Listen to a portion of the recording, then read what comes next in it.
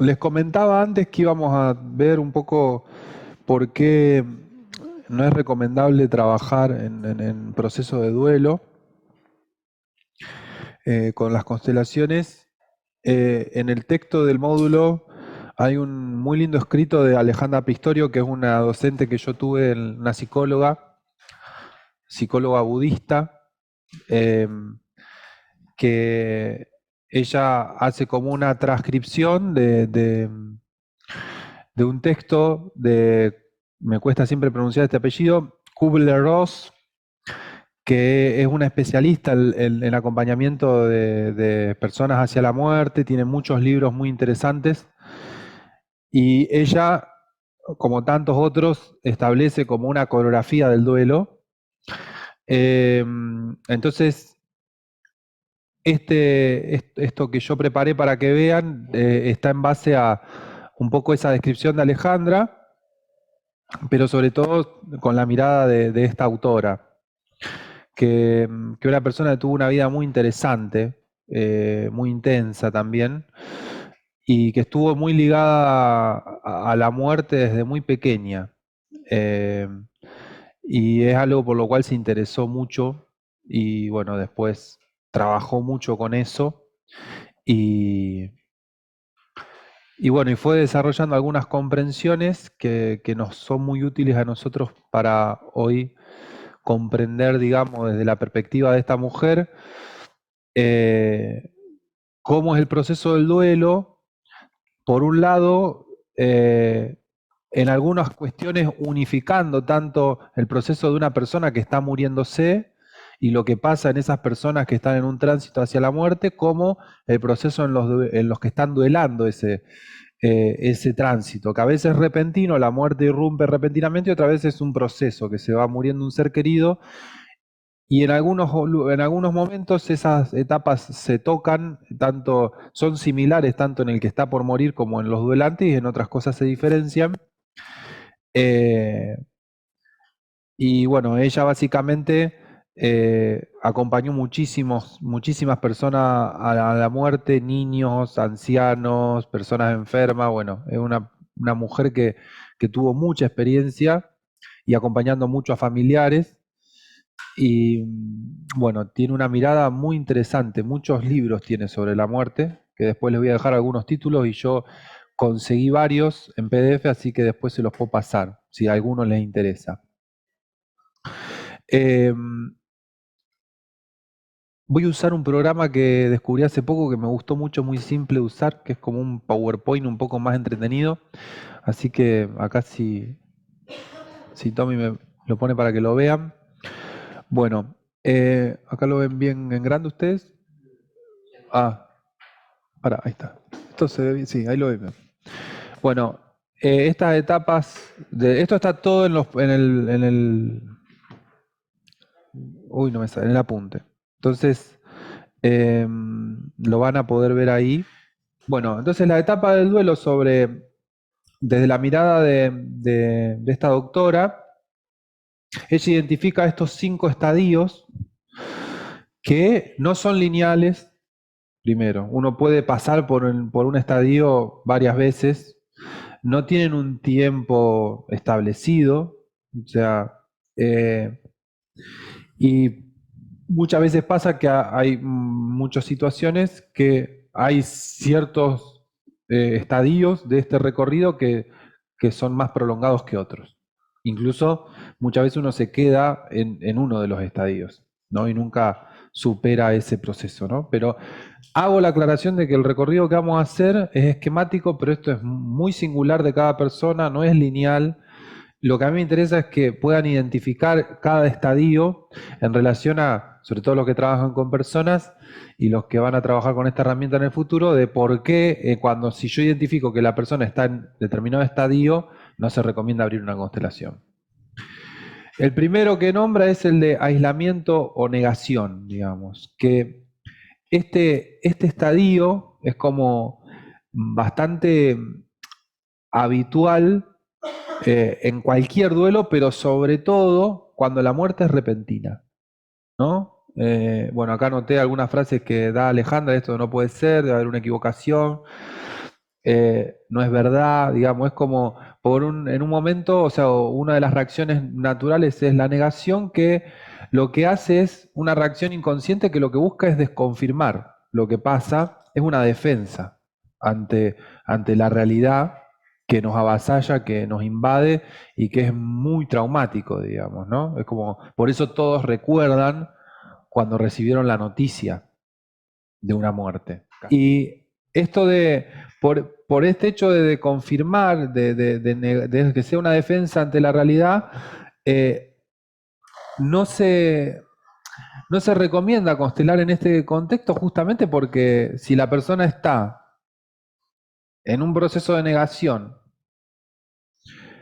que necesita poner esa distancia con lo que está pasando, imagínense abrir una constelación, es exactamente lo contrario, busca hacer contacto. Entonces, lejos de ayudar, es una retraumatización, porque necesita, está bien la negación, no es algo malo. Se vuelve patológico, no me gusta esa palabra para que se entienda, si eso se prolonga, ¿no?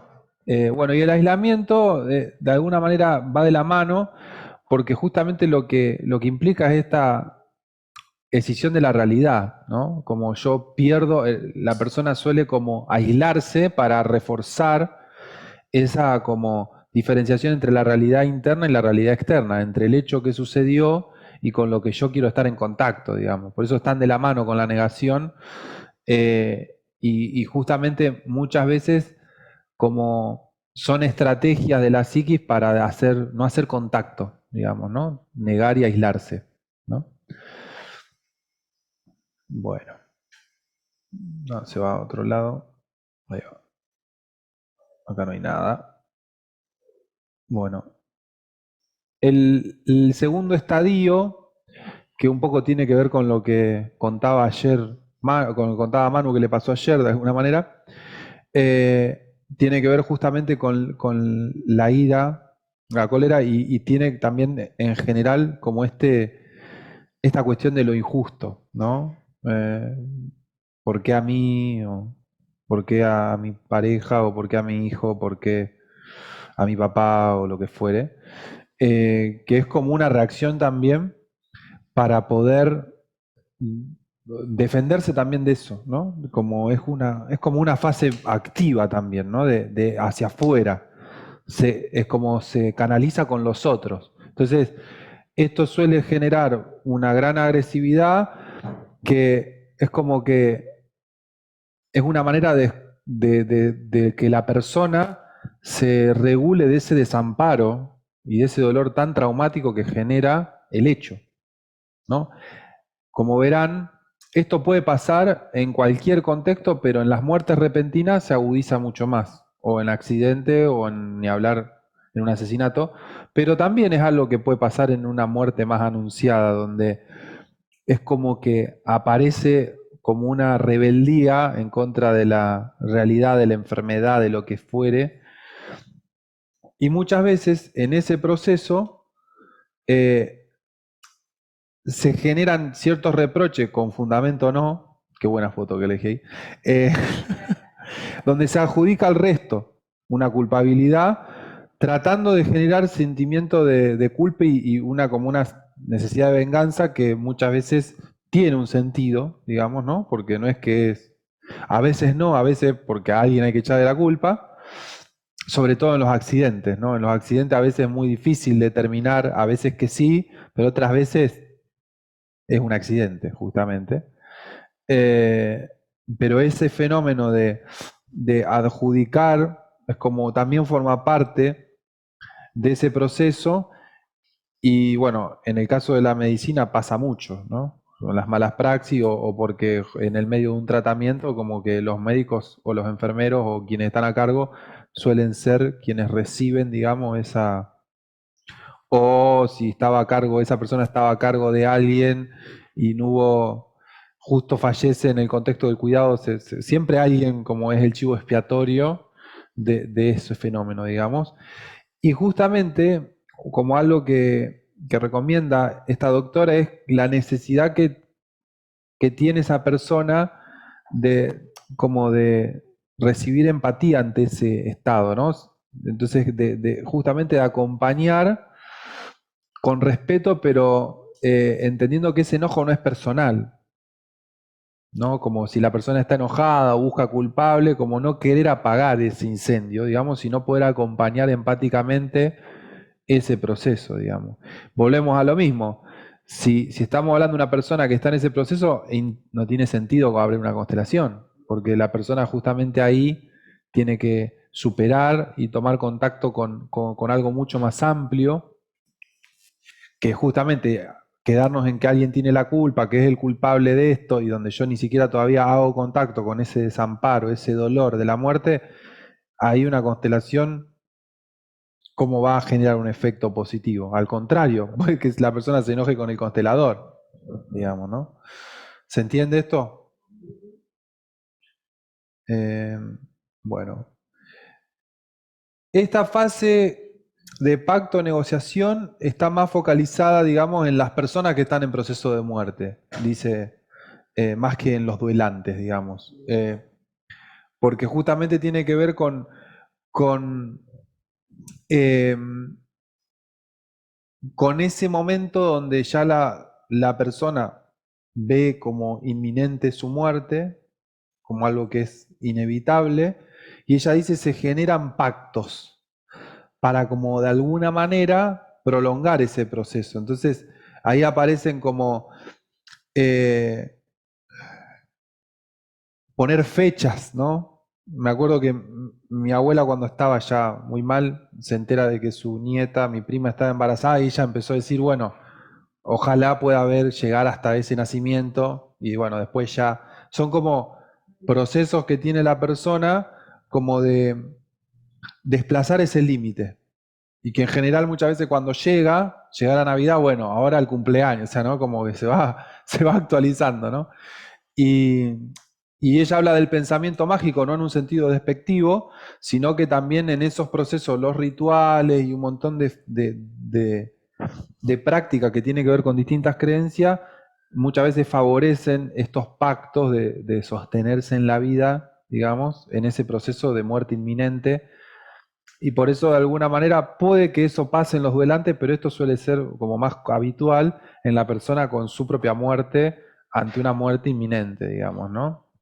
Eh, la siguiente fase, quizá una de las más difíciles de habitar y también quizá una de las más difíciles de llegar, que es, bueno, ella lo llama la depresión preparatoria o el luto anticipado, que es como esta fase de depresión, de hacer contacto con la desolación de la muerte, como algo que es como que todas las etapas anteriores, vuelvo a decir, no es que se superan linealmente, porque uno quizás está en fase de depresión y vuelve a la negación o al enojo, pero este estadio tiene que ver con justamente hacer contacto con lo irreversible, con esa desesperanza, ¿no? En el enfermo suele implicar como a través de una desmejora física o de un tratamiento que no funcionó, bueno, cuando va apareciendo nuevos síntomas, bueno, cuando hay algo concreto que elimina cualquier esperanza o deja muy pocas, digamos. Entonces es un estado que suele aparecer en ese contexto. En el caso del duelante, también acá suelen aparecer, digamos, como la culpa interna que esa persona pueda tener si hay cuestiones sin resolver con esa persona que se está muriendo, digamos, ¿no? Es como, ante eso inminente suelen emerger, digamos, lo que está irresuelto en esta fase de desesperanza o de depresión y de esta cuestión de ciertos arrepentimientos, sí, qué sé yo, estaba peleado con mi papá hacía 15 años que no me hablaba y se está muriendo y se me viene todo eso encima, ¿no? Por eso,